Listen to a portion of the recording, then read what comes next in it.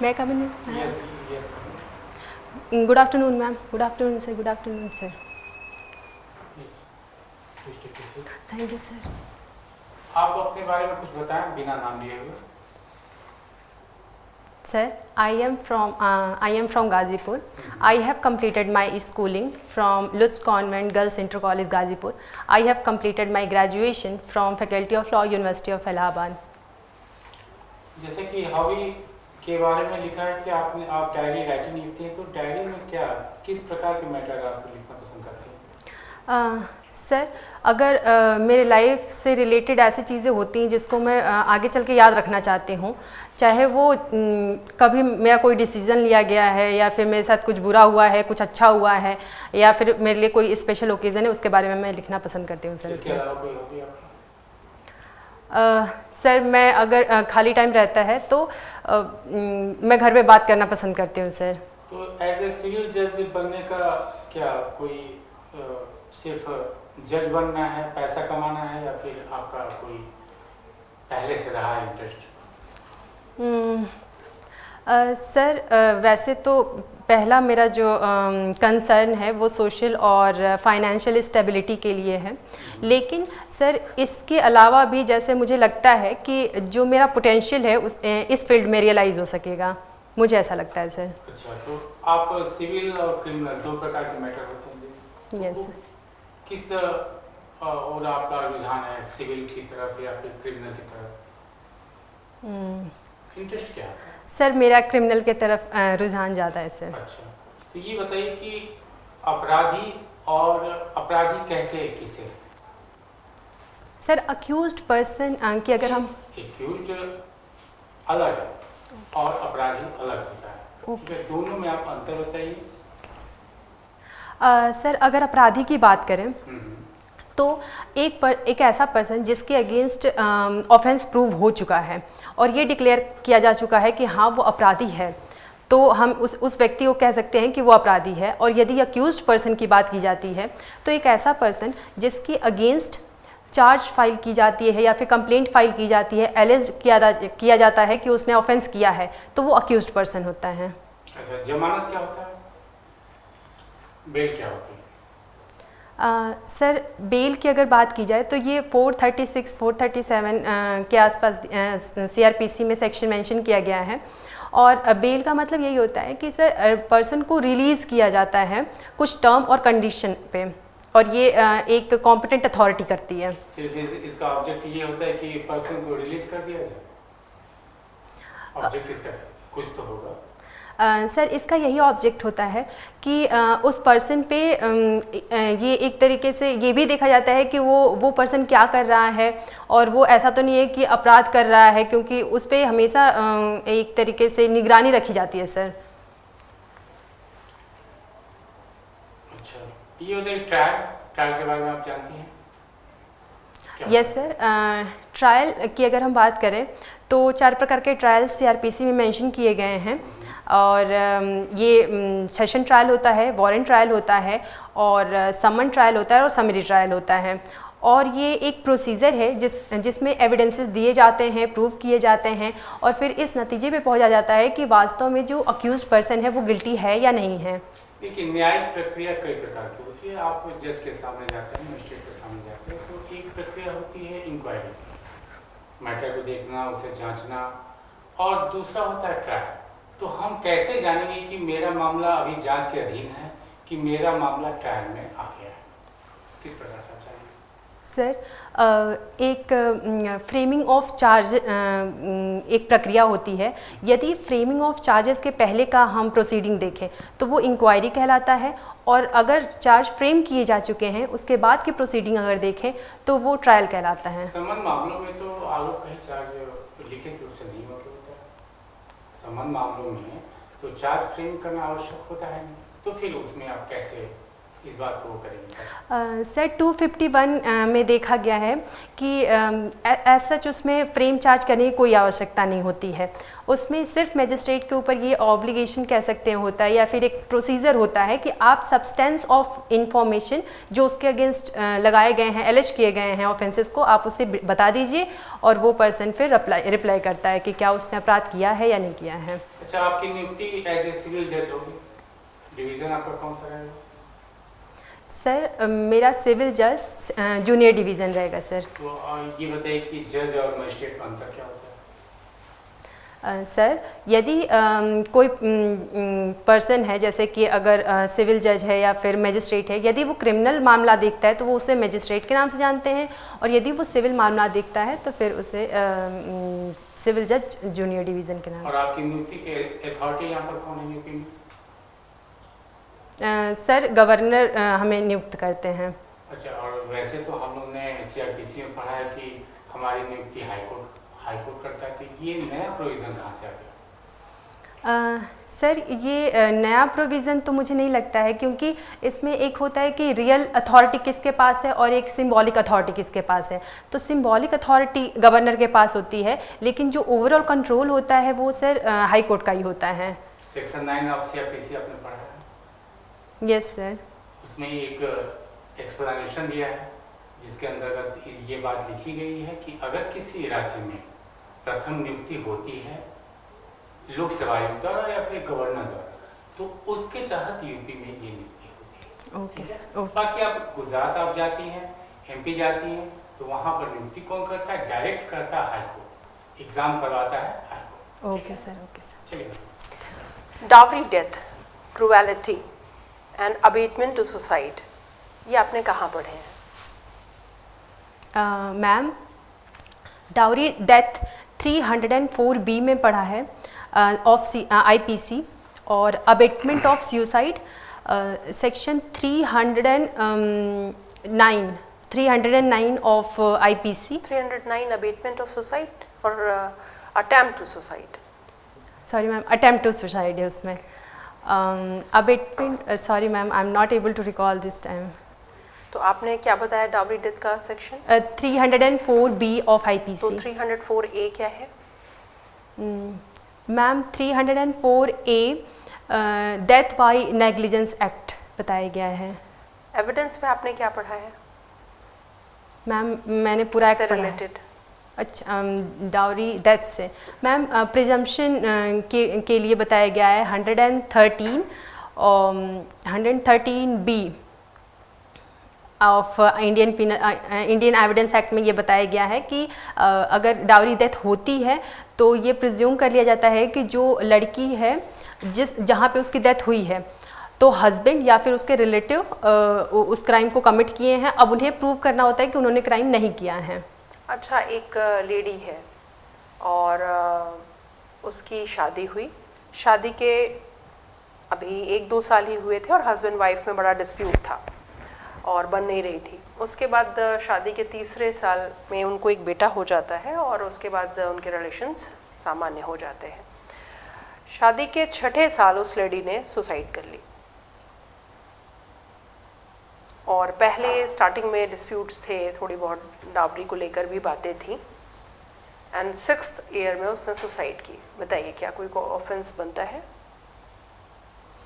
Ma'am dowry death का offence बनता है यहाँ पे, क्योंकि अगर विदिन 7 ईयर ऑफ मैरिज और विमेन सुसाइड कमिट करती है और ये प्रूव हो जाता है कि जो उसकी डेथ है वो इन और फॉर कनेक्शन विथ डाउरी किया गया है, तो ये मान लिया जाता है कि ओके, तो आपने कहा कि ये प्रूफ हो जाता है कि इन कनेक्शन ऑफ डावरी हुई है, तो क्या मतलब ये शो करना पड़ेगा कि डावरी की डिमांड हुई? Yes ma'am. तो क्या यहाँ हुई है? मैम पहले तो था, अब उस समय था कि नहीं ये तो एविडेंसेस और फैक्ट और सर्कमस्टेंसेस। 304B क्या कहता है बताएं मैम। इसे क्या कंसीडर डावरी डेथ किया जाएगा, और अगर डावरी डेथ में इसको लाना है तो हमें पर्टिकुलर क्या शो करना पड़ेगा, क्या प्रूफ करना पड़ेगा? मैम अगर डाउरी डेथ अगर 304B की बात करें आईपीसी की, तो उसमें पहले तो आपको डेथ प्रूव करना पड़ेगा कि विमेन की डेथ हुई है। दूसरा कि डिमांड ऑफ डाउरी फॉर और इन कनेक्शन, मतलब उसके डेथ और डाउरी के बीच में एक कनेक्शन आपको प्रूव करना पड़ेगा। और उसके साथ क्रुएल्टी की जा रही थी, उससे रिलेटेड हरास किया जा रहा था उसको जस्ट बिफोर हर डेथ। तो आपने कहा जस्ट बिफोर हर डेथ, तो इस केस में ऐसा है? नहीं मैम, यहाँ संबंध मैंने अभी आपसे हाँ बताएं आप। हाँ मैम, यहाँ पे तो नहीं है। तो अभी आपने कहा कि मैम ये डाउरी डेथ में कंसीडर करेंगे, देन? मैम जैसा कि आपने फैक्ट बताया कि पहले था, तो मे बी अभी भी रहा हो। फैक्ट्स तो यही हैं जो मैंने बताए। ओके मैम, तो मुझे लगता है कि मैम यहाँ पे डाउरी डेथ लगता है नहीं, आपको फाइनल डिसीजन देना है, आपके सामने ये मामला आया है। नहीं मैम, यहाँ पे डाउरी डेथ नहीं है। डाउरी डेथ नहीं है, तो क्या कोई ऑफेंस है?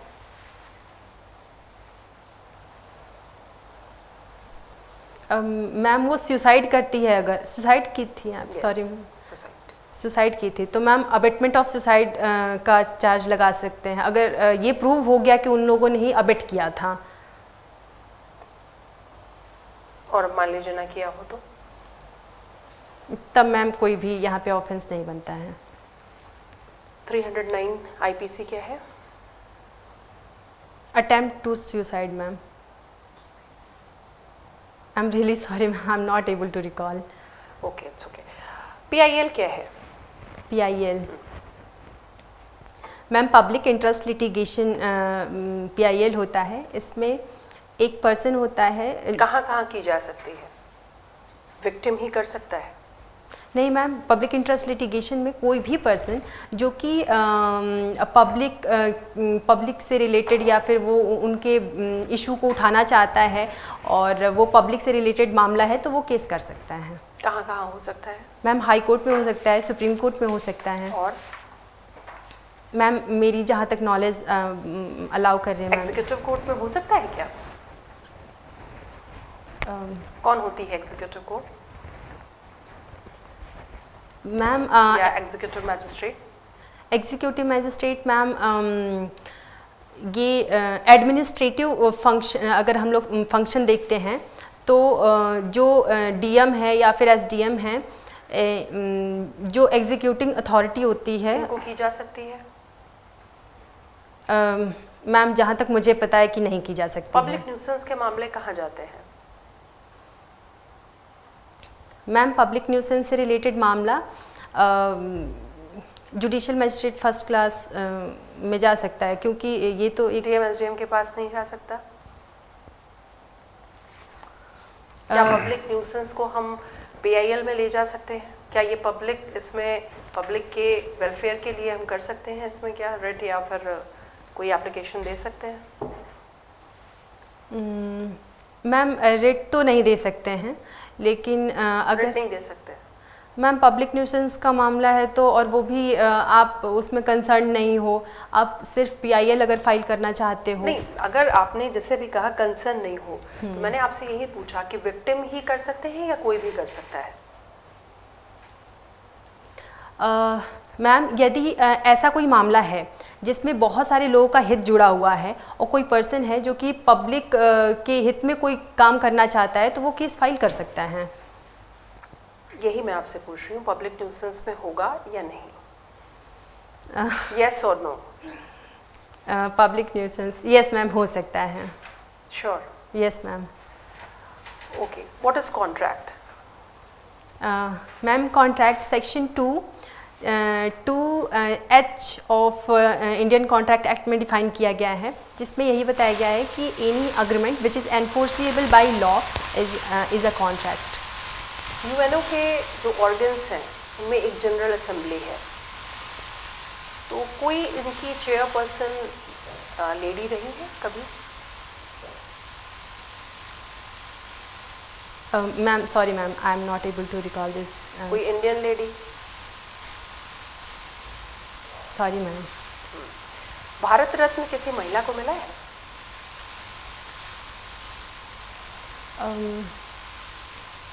मैम मैम अगर आप अलाउ करें तो मैं अटेम्प्ट कर सकती हूँ मैम, अदरवाइज कोशिश कीजिए। एक महिला का नाम बताइए। मैम मदर टेरेसा को आई थिंक मिला हुआ है। ओके, और इंदिरा गांधी जी को?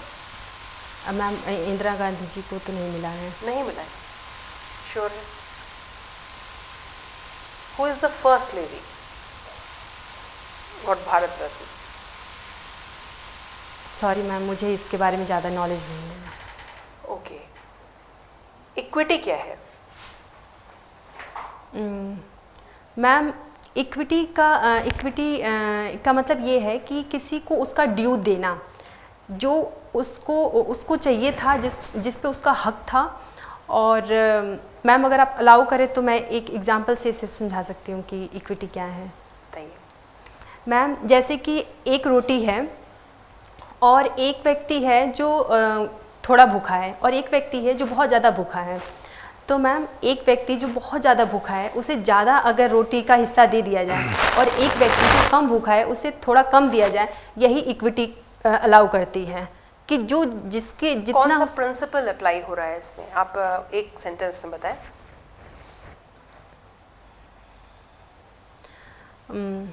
Sorry ma'am, I am not able to recall. Okay sir. और कैसे हैं आप? सब बढ़िया। अभी आप महिला हैं तो आपसे जुड़ा हुआ एक प्रश्न मेरे दिमाग में चल रहा है। विमेन एम्पावरमेंट को आप कैसे देखते हैं, थोड़ा समझाइए इसके विषय में। सर अगर विमेन एम्पावरमेंट की बात की जाए तो मुझे लगता है कि एक ये जो हमारा समाज है उसमें मेन और विमेन, एक अगर सबके दिमाग में ये सोच जब आ जाएगी कि नहीं हम दोनों में डिफ्रेंशिएट इस बेसिस पे नहीं कर सकते हैं कि ये विमेन है और मेन है, तो मुझे लगता है कि वो सही परिभाषा होगी उस दिन कि हाँ विमेन एम्पावरमेंट हो चुका है अब। अच्छा, इससे जुड़े हुए दो शब्द मुझे बड़े याद आ रहे हैं, एक है सेक्स, दूसरा है जेंडर। क्या डिफरेंस है दोनों में?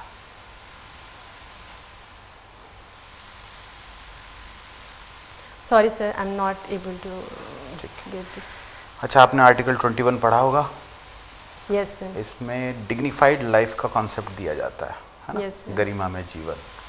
क्या मानते हैं आप, भारत के लिए क्या गरिमा में जीवन हो सकता है एक व्यक्ति विशेष के लिए, भारत में जो रह रहा है, भारत के संदर्भ में? सर एक डिग्निफाइड अगर लाइफ की बात की जाए तो एक पर्सन और एक पर्सन के लिए देखा जाए तो रोटी कपड़ा मकान तो ये बहुत ही नेचुरल सी चीज़ें कि उसे मिलनी ही चाहिए, लेकिन उसके अलावा सर कि जो भी व्यक्ति है वो अपना विकास कर सके, डेवलपमेंट कर सके, और उसको शिक्षा का या फिर रहने का एक अच्छे एनवायरनमेंट में जीने का अधिकार है, तो मुझे लगता है कि ये डिग्निफाइड लाइफ। अच्छा, विकास और समृद्धि में क्या अंतर है? सर विकास का मुझे लगता है कि इसका जो स्कोप है वो बहुत बड़ा होता है, इसमें समृद्धि भी शामिल है, लेकिन जो समृद्धि को अगर हम देखें तो इकोनॉमिक पर्सपेक्टिव से देखा जाता है कि अगर इकोनॉमिकली आप मतलब डेवलप हैं तो ये माना जाएगा कि आप समृद्ध हैं। एक सोशल इंक्लूजन टर्म यूज़ किया जाता है, सामाजिक समावेशन, जो इंक्लूसिव ग्रोथ से निकला है, इसको आप क्या कहेंगे? सर यदि हम इंक्लूसिव ग्रोथ की बात करते हैं तो उसमें यही बताया जाता है कि समाज में बहुत प्रकार के लोग रहते हैं। कुछ लोग हैं जो बहुत पहले से ही बहुत समृद्ध हैं, बहुत उनका मानसिक स्तर बहुत ऊपर है, लेकिन कुछ लोग होते हैं जो अभी भी उनकी मानसिक स्तर बहुत ऊपर नहीं है, या फिर वो लोग इकोनॉमिकली बहुत डेवलप नहीं हैं। अगर कोई भी स्कीम बनाई जाए या फिर पॉलिसी बनाई जाए तो दोनों लोग को देख के कि हाँ उसका भी विकास हो सके और इसके फेवर में भी होना चाहिए, तो इसे इंक्लूसिव डेवलपमेंट हम मान सकते हैं। अच्छा, मणिपुर में अभी आपको पता ही होगा, न्यूज़ जैसी चल रही है, मणिपुर में 2 महिलाओं के साथ अभी जो अत्याचार हुआ, जो प्रकरण हुआ, उसको आप कैसे देखती हैं? आपको क्या लगता है इसमें किसकी गलती थी और कहाँ क्या गलती हुई? जो हुई वो नहीं होनी चाहिए थी, तो कहाँ नहीं होनी चाहिए थी? आपने सुनी है ये न्यूज़? Yes sir. जी सर पहले तो ये सही में बहुत ही शर्मसार करने वाली घटना थी, ऐसा बिल्कुल भी नहीं होना चाहिए था, लेकिन चूंकि ऐसा हुआ, और यदि जिम्मेदारी की बात कही जाए सर तो मैं पूरी तरीके से जो गवर्नमेंट है वहाँ की, क्योंकि लॉ एंड ऑर्डर मेंटेन करना वो गवर्नमेंट के हाथ में होता है, और यदि वहाँ पे हिंसा हो रहा है तो वो आपकी जिम्मेदारी थी कि आपको वहाँ रोकना चाहिए था। आप फेल किए और ऊपर से सर एफआईआर के बारे में भी जो कहा गया कि उस समय रजिस्टर नहीं किए गए। लेकिन उसमें तो ये भी सुनने में आया कि पुलिस अलग अलग जनजातीय समुदायों की थी तो वो अलग अलग चली गई, मतलब एक पुलिस एक के समर्थन में आ गई और एक पुलिस एक के समर्थन में आ गई, तो इसमें भी गवर्नमेंट की गलती मानी जाएगी? व्यक्ति विशेष पर क्या गवर्नमेंट का अधिकार है? सर यदि हम पुलिस की बात करें तो निश्चित रूप से पुलिस एडमिनिस्ट्रेशन का हिस्सा होता है और यदि वो कुछ काम कर रहा है तो उस पर पूरा कंट्रोल गवर्नमेंट का ही होता है। और यदि वो एज अ व्यक्ति विशेष काम कर रहा है इसका मतलब है कि वो अपने अथॉरिटी से बाहर जाके काम कर रहा है। तो सर अगर वो गलत कर रहा है तो उसको पनिश किया जाना चाहिए था यहाँ पे। अच्छा, कौन सी जनजातियां हैं वहाँ पे? सर कुकी और मैतेई जनजाति में ये कॉन्फ्लिक्ट चल रहा था। अच्छा, और कौन सी जनजाति रहती है वहाँ पे? सर जहाँ तक मेरी नॉलेज अलाउ कर रही है सर, शायद जोमी भी वहाँ पे जनजाति रहती है। नागाज भी रहते हैं क्या उधर? सर हाँ। ओके। अच्छा, अनुसूचित जाति के विषय में आपने पढ़ा होगा कॉन्स्टिट्यूशन में भी और वैसे भी। आजकल देखने को मिल रहा है कि बौद्धिज्म की तरफ थोड़ा सा झुकाव हमें नज़र आता है अनुसूचित जाति में जो लोग रहते हैं। ऐसा क्यों आपको लगता है? क्या कारण आपको नज़र आते हैं कि इस वजह से ऐसा हो रहा है?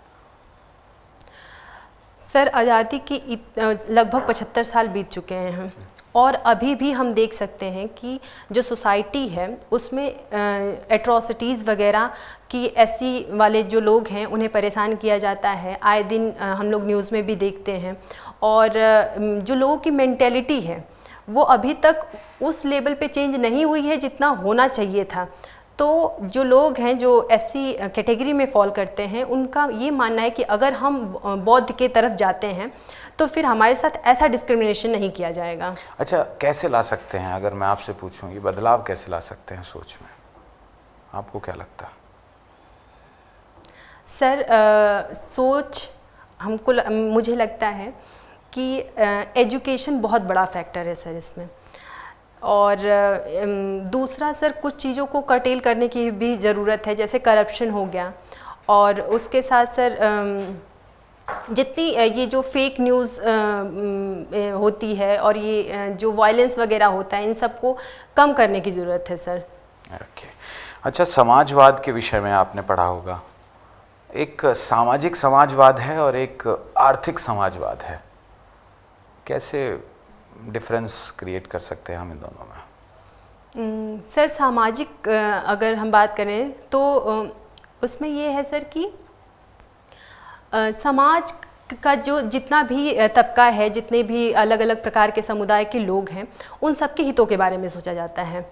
और जबकि अगर हम सिर्फ कैपिटलिज्म के तरफ देखें। नहीं, कैपिटलिज्म की मैं बात नहीं कर रहा हूँ, मैंने बात सोशलिज्म की है। इकोनॉमिक सोशलिज्म और socio socialism. Okay sir. Sir यदि हम इकोनॉमिक पर्सपेक्टिव से देखें तो ये इकोनॉमी से रिलेटेड हो जाएगा सिर्फ। और अगर सोशल में देखें तो जैसे एजुकेशन हो गया, जो इसके स्कोप है सर वो बड़ा हुआ है। अच्छा, आपने मार्क्सवाद को पढ़ा है? सर थोड़ा बहुत पढ़ा है सर। क्या है ये, ज़रा बताइए मुझे।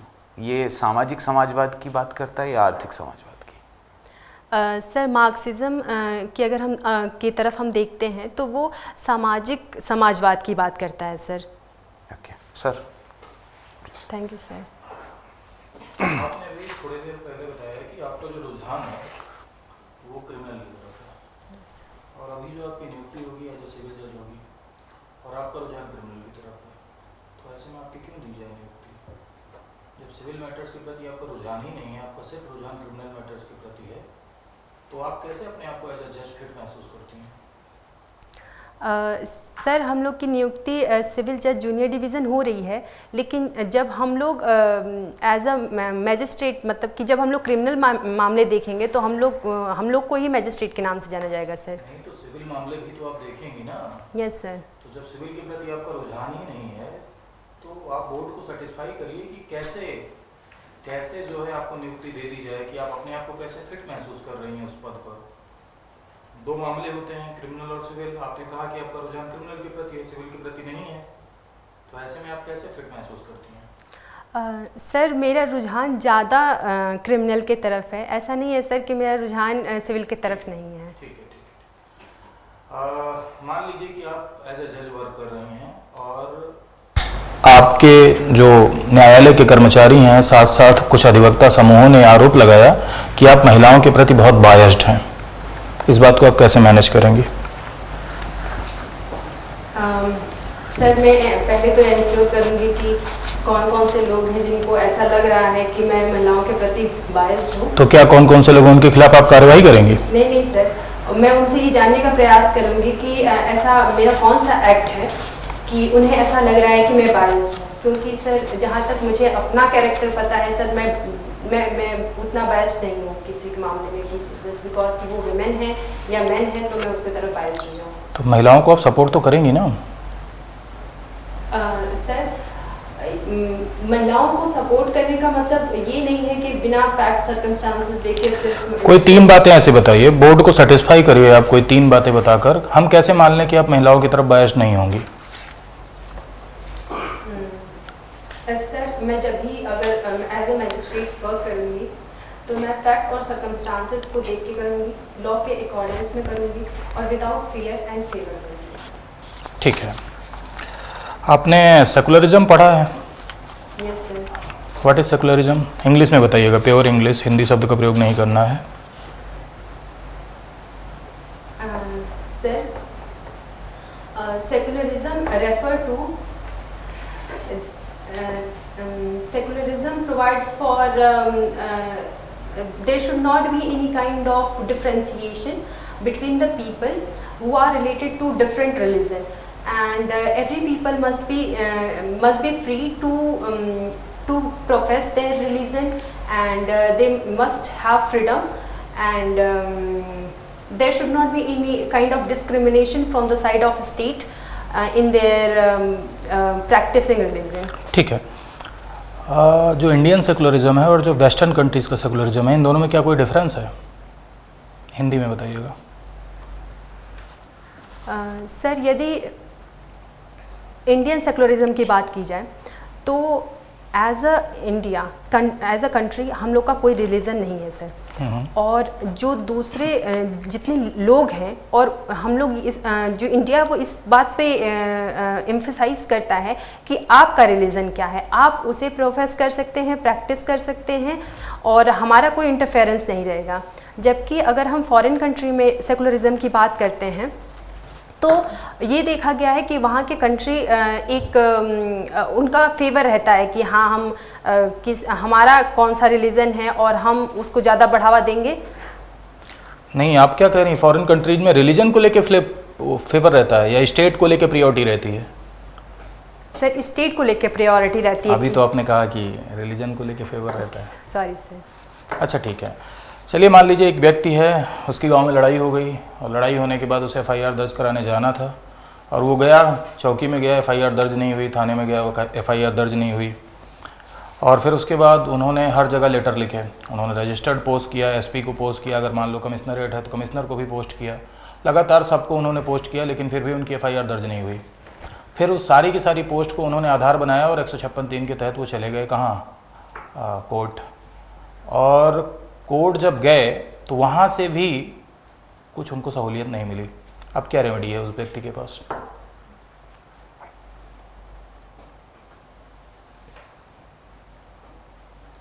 क्या कोई रेमेडी अवेलेबल है?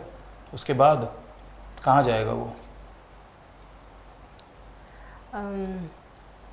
सर यदि ऑफेंस हुआ है तो सर रेमेडी तो है, क्योंकि हम लोग जैसा क्या रेमेडी है, वही तो मैं पूछना चाह रहा हूँ। रेमेडी क्या है? 156(3) से उसे कोई सहूलियत नहीं मिली, अब इसके बाद वो क्या करेगा? अगर वो कुछ नहीं कर पाएगा तब तो न्याय प्रभावित हुआ है ना, न्याय की मूल अवधारणा प्रभावित हुई, तो कुछ ना कुछ रेमेडी होनी चाहिए। Yes sir. बस सोच के बताइए, आराम से समय लीजिए, कंफर्टेबल होइए, बताइए। Sorry sir, I am not able to recall because sir जहाँ तक मैं पढ़ी थी कि 156(3) में जाने पे उसे कोर्ट के द्वारा सुना जाएगा और उस पर एक्शन लिया जाएगा। जरूरी थोड़ी ना है कि कोर्ट आपके पक्ष में ही चला जाए, यस है ना? यस। ज़रूरी नहीं है ना, हो सकता है उसको राहत ना मिले। यस यस ठीक है, कोई बात नहीं। एक बात मुझे बताइए कि आर्टिकल 25 आपने पढ़ा होगा, yes what are the reasonable restrictions of the article 25? Sir public morality, health और public order. Morality sir, sorry, morality, health and public order. तो ये जो पब्लिक ऑर्डर शब्द आपने बोला है ना, लोक व्यवस्था, आपको कहीं ऐसा नहीं लगता है कि इस लोक व्यवस्था शब्द का सबसे ज़्यादा मिसयूज स्टेट करती है? क्योंकि हर जगह आप देखते हैं कि अधिकारों के रीजनेबल रिस्ट्रिक्शंस में ये लोग पब्लिक ऑर्डर लिख के रखे हैं, है ना। बहुत सारे ऐसे जजमेंट है माननीय उच्चतम न्यायालय के, उन्होंने भी कहा है कि इसका बहुत मिसयूज होता है। आपको लगता है कि इस शब्द का मिसयूज किया जाता है? हमेशा जब देखिए हमारे अधिकारों को रिस्ट्रिक्ट कर दिया जाता है और उस पर रिस्ट्रिक्शन का जो आधार बताया जाता है वो बताया जाता है पब्लिक ऑर्डर। क्या राय है आपकी इस पर? सर पब्लिक ऑर्डर ये कॉन्स्टिट्यूशन में मेंशन किया गया है, और जो कहीं डिफाइन है कॉन्स्टिट्यूशन में public order? Sir public order को डिफाइन नहीं किया गया है। ठीक है। और ये चूँकि सर पब्लिक ऑर्डर एक बहुत ही एक ऐसा मुद्दा है जिसका स्कोप बहुत बड़ा है सर पब्लिक ऑर्डर का। लेकिन चूँकि जो एडमिनिस्ट्रेशन है उसके हाथ में पावर होना चाहिए, क्योंकि अगर पब्लिक ऑर्डर कहीं बिगड़ता है तो फिर वो बहुत ही ज़्यादा जन धन की बहुत उससे हानि होती है सर। और जो मिसयूज करेगा तब हानि नहीं होगी। अगर वो उसका मिसयूज किया पब्लिक ऑर्डर के नाम पे हमेशा हमारे अधिकारों पर रिस्ट्रिक्शन लगाए गए, तब तो निरंकुशता आ जाएगी, मनमानीपन आ जाएगा, है ना। मिसयूज पे भी तो हानि होगी। सर मिसयूज़ होता है तो सर उसको कर्टेल करने के लिए भी उससे रिलेटेड प्रोविज़न बनाए गए हैं। यदि आपको लगता है कि उनके द्वारा ज़्यादा रेस्ट्रिक्शन लगाया गया है तो आप कोर्ट जा सकते हैं सर। ठीक है। आप अपने आप को कैसे औरों से बेहतर मानती हैं? आप जैसे बहुत सारे लोग हैं जो जज की तैयारी कर रहे हैं, जज बनने की तैयारी कर रहे हैं, बहुत लोगों ने एग्ज़ाम पास किया है, आप कैसे अपने आप को औरों से बेहतर मानती हैं? सर मुझे ऐसा लगता है कि मैं ऑनेस्ट हूँ, और सर मेरे में फेयर बहुत कम है। मुझे नहीं लगता है कि कोई अथॉरिटी वगैरह है मुझे बहुत प्रेशराइज कर देगी तो मैं डर जाऊंगी। मेरे में मुझे लगता तो है ऐसा अगर आप कह रहे हैं कि आप में फेयर कम है, आप डरेंगे नहीं, तो इसका मतलब ऑर्गेनाइज्ड व्यवस्था को आप ओवररूल करेंगे फिर?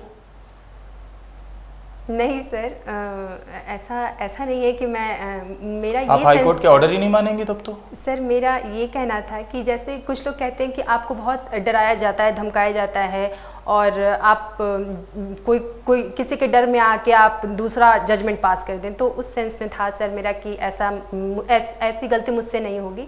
अगर जो लॉ कहता है मैं उसे मान के चलूँगी सर। आप रजिस्टर्ड हैं बार काउंसिल में? No sir. रजिस्ट्रेशन नहीं किया। कभी आप हाई कोर्ट या सबऑर्डिनेट कोर्ट कभी गई हैं? जाना हुआ है आपका? Sir high court mediation centre हम गए थे सर। अच्छा, मीडिएशन सेंटर आप गई हैं हाई कोर्ट के। तो हाई कोर्ट का मीडिएशन सेंटर जब आप गई होंगी तो गेट से और हाई कोर्ट के मीडिएशन सेंटर के बीच की दूरी जब आपने तय की होगी तो लगभग आपने 100-150 वकील देखे होंगे। उसमें महिलाएं बहुत कम थी, मुश्किल से आपने 2-3 देखा होगा। तो क्या कारण है? ऐसी स्थितियां क्यों हैं हमारे भारत देश में? आज आप ये भी कह रही थी कि 75 साल हो गए इस संविधान को लागू हुए, लेकिन फिर भी आप हाई कोर्ट में आप जाती हैं तो अगर इधर उधर आप नज़र दौड़ाइए तो आप देख रही हैं कि मेल अधिवक्ता 150-200 और फीमेल अधिवक्ता कम, जजेस की भी संख्या कम। सर पहला रीज़न तो मैं एजुकेशन को ही मानती हूँ कि शुरुआती अगर हम लोग देखें स्टेजेस पे तो जो स्कूलिंग लेवल पे होता है उस पे वहाँ पे लड़कियाँ बहुत ज़्यादा इनरोल होती हैं, लेकिन जैसे ही हायर एजुकेशन की बात आती है वहाँ तक पहुँचते पहुँचते बहुत सारी लड़कियों की शादी हो जाती है। और ये भी रहता है सर फाइनेंशियल स्टेबिलिटी की बात जो आती है कि उन्हें सपोर्ट करने के लिए, ट्रस्ट करने के लिए लोग उन पे ज़्यादा रिलाई नहीं करते हैं। ये सर एक कारण है। दूसरा कारण ये है सर, मुझे जो लगता है कि जो समाज में एक सोच है कि अगर वो विमेन लॉयर है तो वो ज़्यादा ट्रस्ट उस पर लोग ज़्यादा रिलाई नहीं करते हैं, उनको ज़्यादा ट्रस्ट नहीं करते हैं, और उनके प्रति एक कह सकते हैं सर कि अविश्वास की भावना रखते हैं सर। ठीक है। ऑथ कमिश्नर क्या होते हैं? Sir commissioner, oath commissioner. Oath commissioner sir, sorry sir, I am not able to recall this. ठीक है सर। चलिए ये बताइए, पुलिस चालान चालान सर चालान को हम एक पुलिस रिपोर्ट कहिए। चलिए पुलिस रिपोर्ट ओके सर। कहाँ आपने पढ़ा? Sir section 2R of CRPC में से डिफ़ाइन किया गया है कि एक रिपोर्ट होती है जो कि पुलिस के द्वारा फॉरवर्ड की जाती है 173 क्लॉज 2 में, उसी को पुलिस रिपोर्ट कहते हैं और सर। घटना रिपोर्ट, इसके बारे में आपने सुना है? Yes sir. सर 169 में इसे रेफ़र किया जाता है और यही कहा जाता है 159 में sir, sorry sir, 159 of CRPC में इसे बताया गया है कि ये एक जो अकरेंस रिपोर्ट है सर वो पुलिस के द्वारा मैजिस्ट्रेट को दी जाती है और इस बारे में बताया जाता है कि हम इन्वेस्टिगेशन कर रहे हैं या नहीं कर रहे हैं और उसके पीछे रीज़न क्या है। ऐसा क्यों? सर मैजिस्ट्रेट को अगर ये बात पता रहती है कि हाँ इन्वेस्टिगेशन हो रहा है या नहीं हो रहा है, और दूसरा जब ये पता रहता है कि इन्वेस्टिगेशन नहीं हो रहा है तो मैजिस्ट्रेट की पावर है कि वो इन्वेस्टिगेशन के लिए डायरेक्ट कर सकते हैं या फिर इंक्वायरी कंडक्ट करने के लिए कह सकते हैं। तो वो अंतिम रिपोर्ट क्या होती है फिर? सर अंतिम रिपोर्ट के बारे में अगर देखा जाए तो क्लोजर रिपोर्ट में यही बताया जाता है सर कि जो ऑफेंस है वो नहीं हुआ है। ये पुलिस जो एविडेंसेस वगैरह कलेक्ट करती है उसके बाद ये डिसीजन पे वो आती है कि कोई भी ऑफेंस नहीं कमिट हुआ है और वो फाइनल रिपोर्ट सबमिट कर देती है अच्छा, पुलिस ने अपना इन्वेस्टिगेशन पूरा कर लिया, रिपोर्ट मजिस्ट्रेट को दे दिया, तो क्या पुलिस का काम समाप्त हो जाता है? नहीं सर, समाप्त नहीं होता है। सर अगर वो चाहे तो फर्दर इन्वेस्टिगेशन भी कर सकता है जो कि 173 क्लॉज 8 में बताया गया है ऑफ CRPC के।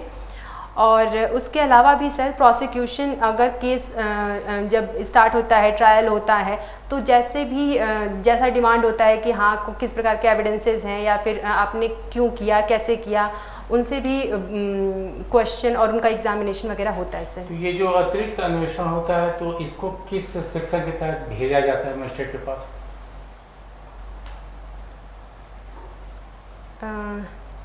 सर ये एडिशनल आप लगा सकते हैं कि ये एडिशनल रिपोर्ट है सर 170। तो इसका भी तो कुछ फॉर्मेट होगा ना, जैसे कि आपने कहा कि 173 सबसेक्शन 2 के तहत इसको भेजा जाता है, तो ये जो फर्दर आपका रिपोर्ट है ये किस प्रारूप में भेजा जाएगा मजिस्ट्रेट के पास? सर जहाँ तक मेरी नॉलेज अलाउ कर रही है सर कि इसे भी जैसे मैजिस्ट्रेट के पास एज अ रिपोर्ट सेंड कर देते हैं कि हाँ ये हमारा एडिशनल जो हमने इन्वेस्टिगेशन किया है और हमें जो एविडेंसेस फैक्ट्स मिले हैं ये हम सबमिट कर रहे हैं। इससे संबंधित हाल ही में एक केस आया था, उसके बारे में आपको जानकारी है, जिसमें सुप्रीम कोर्ट ने इसकी व्याख्या किया था अतिरिक्त अन्वेषण के बारे में? Sorry sir, I am not able to recall.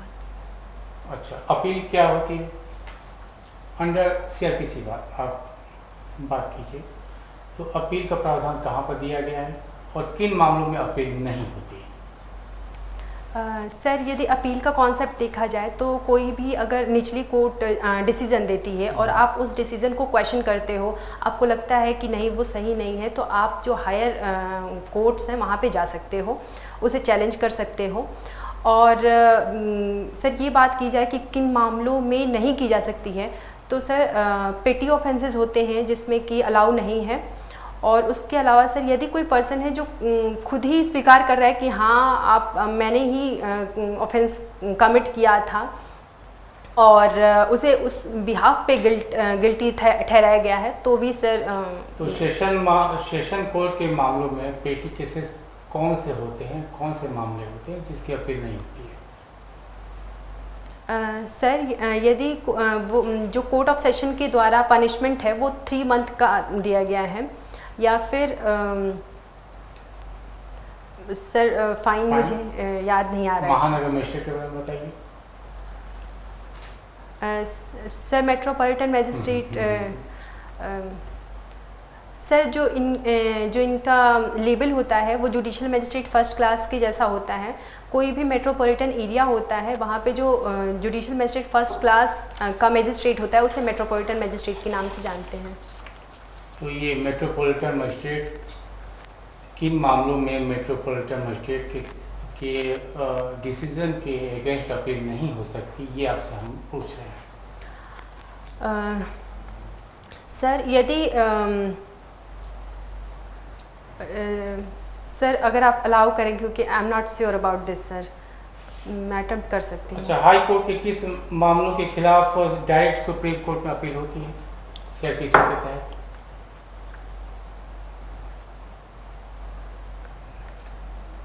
Sorry sir, I don't know sir. Special appeal क्या होती है अंडर इंडियन कॉन्स्टिट्यूशन?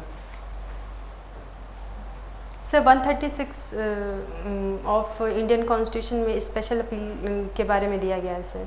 हाँ, तो क्या होती है बताइए। सर यदि कोई ऐसा मामला है जो कि जैसे कि सर ने कहा कि FIR अगर नहीं होती है तो इसके बारे में प्रोविज़न कहाँ है, तो क्या हम आर्टिकल 136 के तहत जा सकते हैं supreme court? Sir I am not sure about this sir. चलिए ठीक है, आप जा सकते हैं। Thank you so much, thank you so much, thank you sir.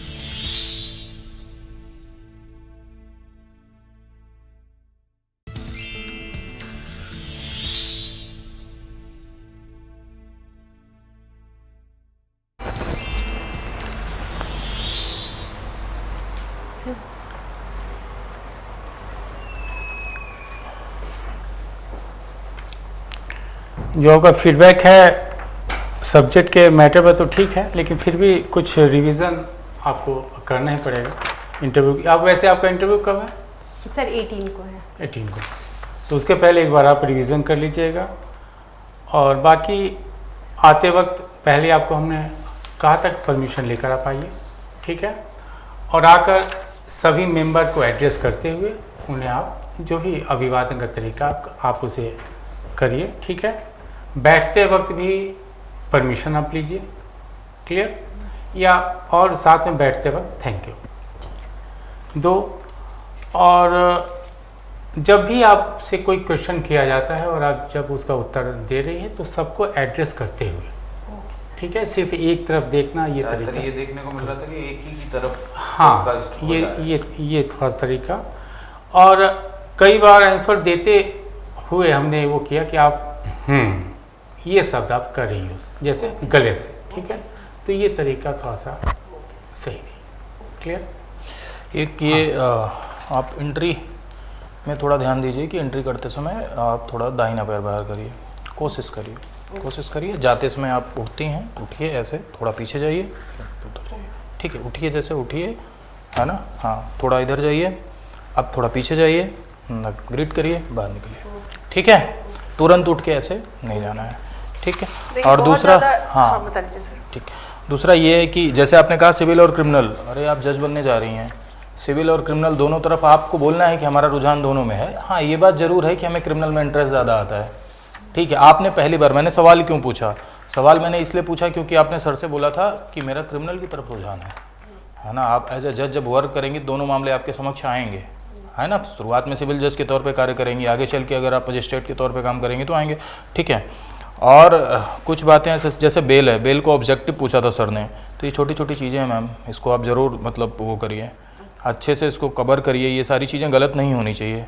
नियुक्ति के मामले में सर ने आपसे पूछा था गवर्नर, है ना, और सीआरपीसी की प्रोविज़न दोनों को रिलेट करके आपको बताना था। तो what ever mentioned in the constitution and what ever mentioned in the CrPC, ये आप ज़रूर करिए, ठीक है। और आपने ये जो लिखा है इसमें, ये आपकी हैंडराइटिंग है ये फॉर्म में? एक्चुअली बहुत थके थे तो इस वजह से। कोई बात नहीं, इसमें ऑल लिखा है आपने 10वीं में। अब ऑल का मतलब आपने सब पढ़ा है 10वीं में, आर्ट साइड भी पढ़ा है आपने, साइंस साइड भी पढ़ा है, सारा सब कुछ पढ़ा है।